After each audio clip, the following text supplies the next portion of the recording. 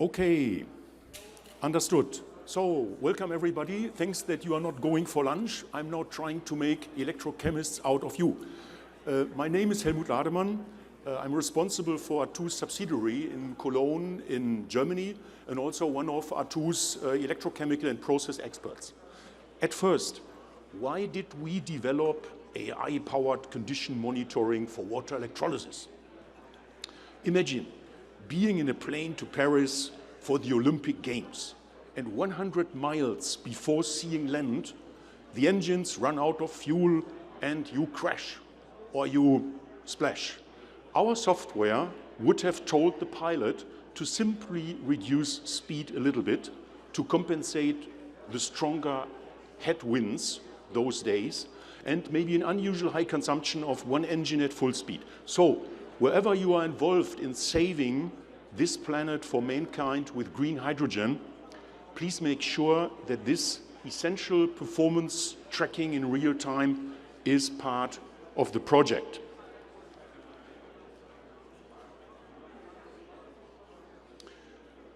So who is A2? Who is the company A2? Our customers say that we are the experts in large-scale electrolyzer safety, condition monitoring, and maintenance. And as you can see on this slide, our customers are the who is who in the electrochemical industry. Today, the electrochemical industry is the chlor-alkali industry.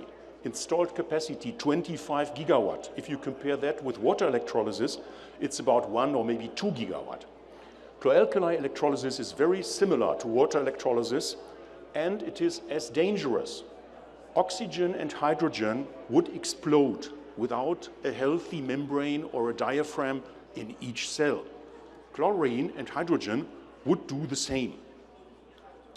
What is A2 doing for that industry?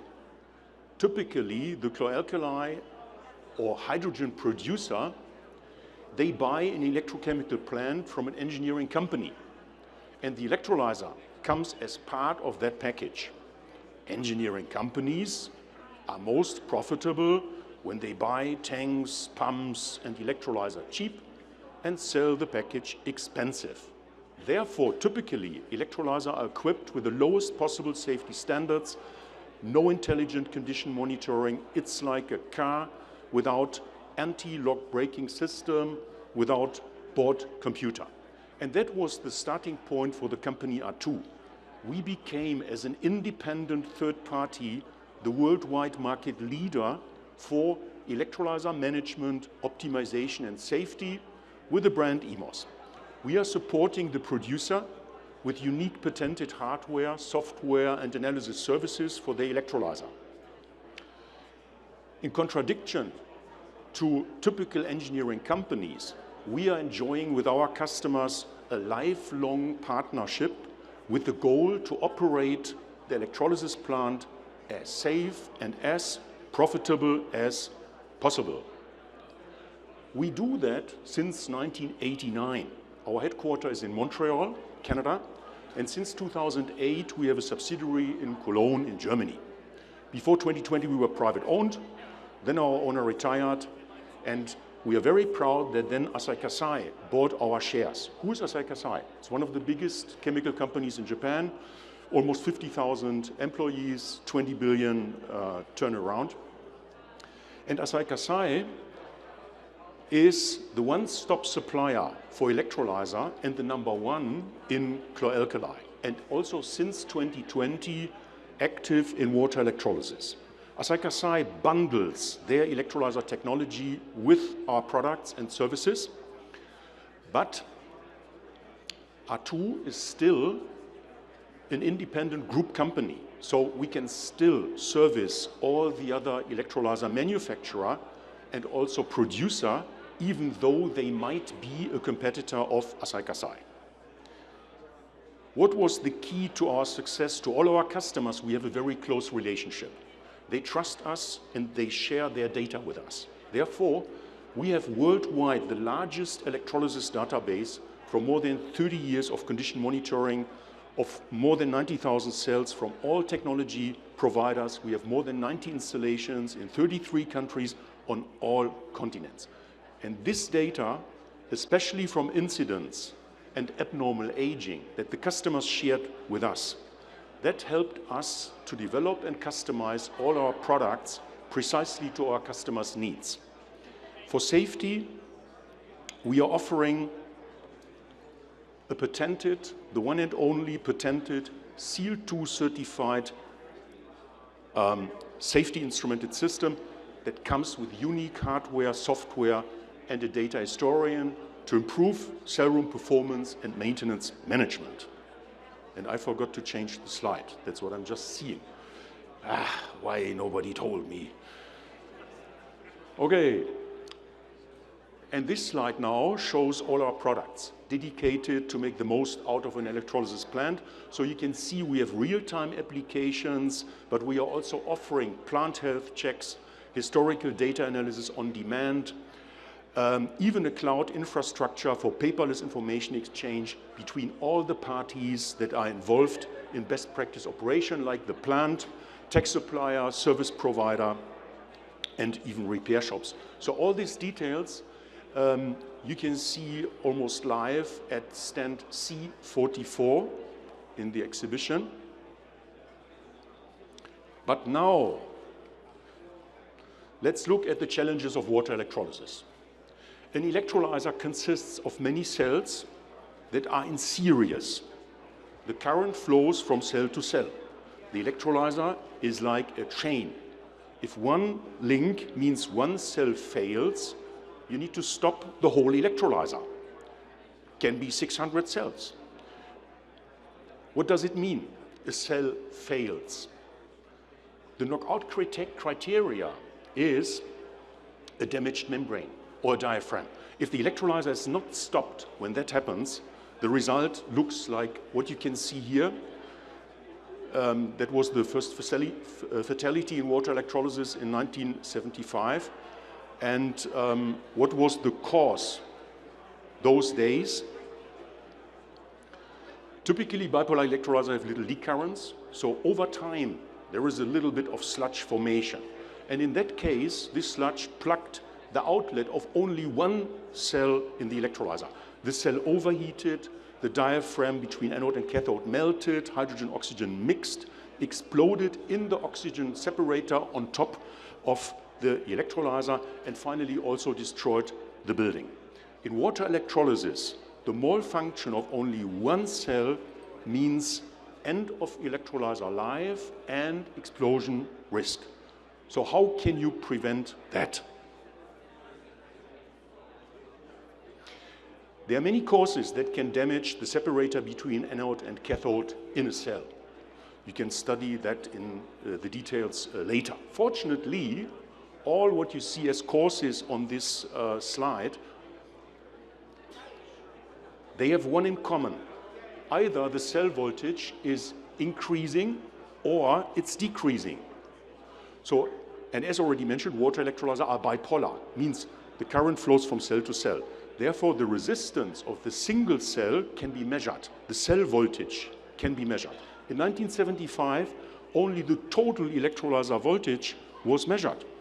But if only one cell fails, the effect is around 0.5 volt. So this is not detectable when the total electrolyzer voltage is 1000 volt. The effect is simply too small. But you can detect it if you have a precise single cell voltage sensor. And this single cell voltage based electrolyzer protection in real time, that's the intellectual property of R2.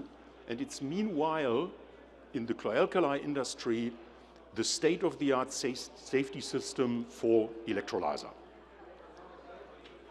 Here you can see the dynamically calculated safe voltage range. You can see the sensor, this little red box that you will find in all the chlor-alkali plants in the United States.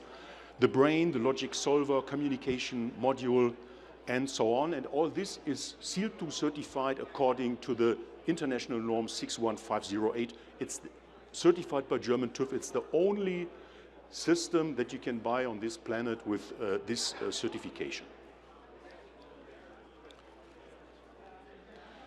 This slide shows the water electrolyzer from our mother company.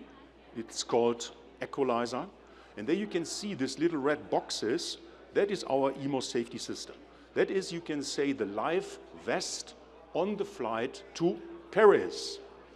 But is swimming in the Atlantic Ocean with a life vest an option? Or is it not better to make it to Paris and to watch the Olympic Games? I think the second is better. And what have we learned so far? The worst individual cell determines the end of electrolyzer life. Chain is only as strong as its weakest link. Unfortunately, all cells in an electrochemical plant, they age differently. And even worse, a cell can have a high voltage, but it is stable. You can let it run. But you can also have another one that has a low voltage, but it has already started to increase very fast. Therefore, if you want to do predictive maintenance, you need the aging of the individual cells, again with the cell voltages. And that's where AI-powered condition monitoring comes into the game. Of course, if you know the black sheep, a big advantage is if you can replace it, like with the equalizer from Asai Kasai, very easily. And then the rest can run further. And if you look at this slide, you can see the typical distribution of cell voltages in an electrolyzer after some years in operation, not when it is new. So where is in this electrolyzer the black sheep? It's not this one. It has the highest voltage but stable. It's not this one. Highest voltage but stable. It's this one. How come I know? It's because I see a different picture. What I see, we call that residuals. That is generated by AI-powered condition monitoring software. And we call that EMOS early detection engine. So the plant operator is provided with the difference between a predicted voltage from a neural net and the measured voltage. As long as this difference is zero, just 1, 2, 3 millivolt, he knows all good. So he can put very narrow alarm bands. This system is fully automatically. The neural nets are trained during startup of the electrolyzer. As soon as you have reached normal operation, they are active. So you can see and alarm whenever a cell turns into a black sheep like this one. And it's even more impressive if you look at the trends. Inside the cell voltages, so at the bottom you see the current, at the top actually the voltages, so the raw voltages, where you can see that you see nothing. But if I have the residuals at the top, you see now the residuals, there you can see right away that there is now a black sheep in that electrolyzer, and you receive right away an alarm. Of course, if I remove the other trends, you can see it also.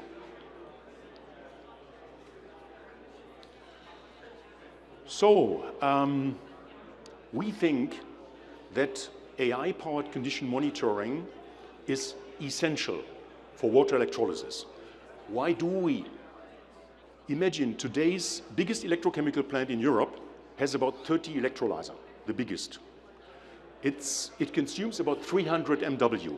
It is operated continuously at high load. They only stop an electrolyzer maybe once a year.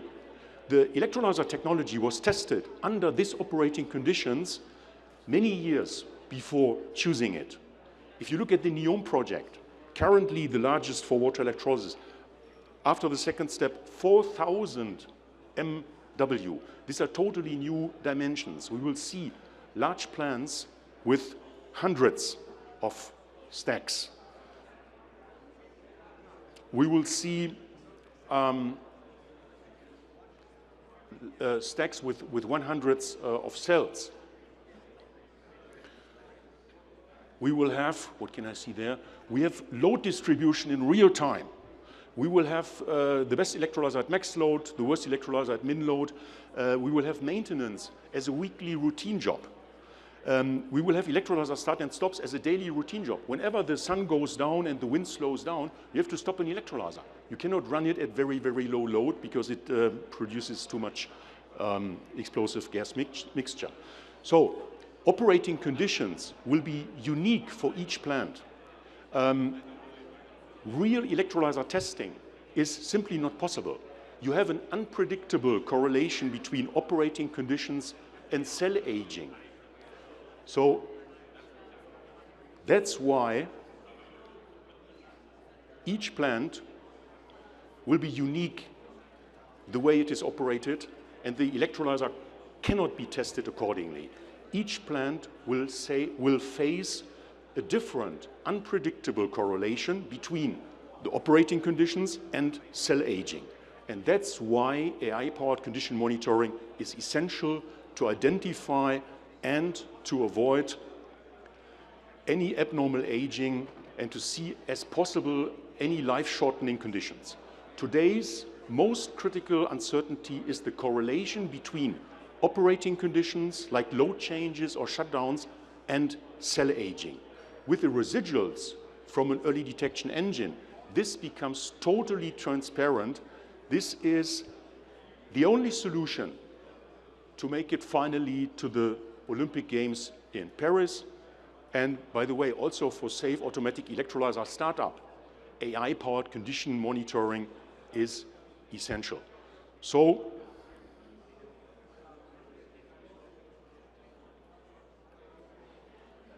please meet us at stand C44, just this direction.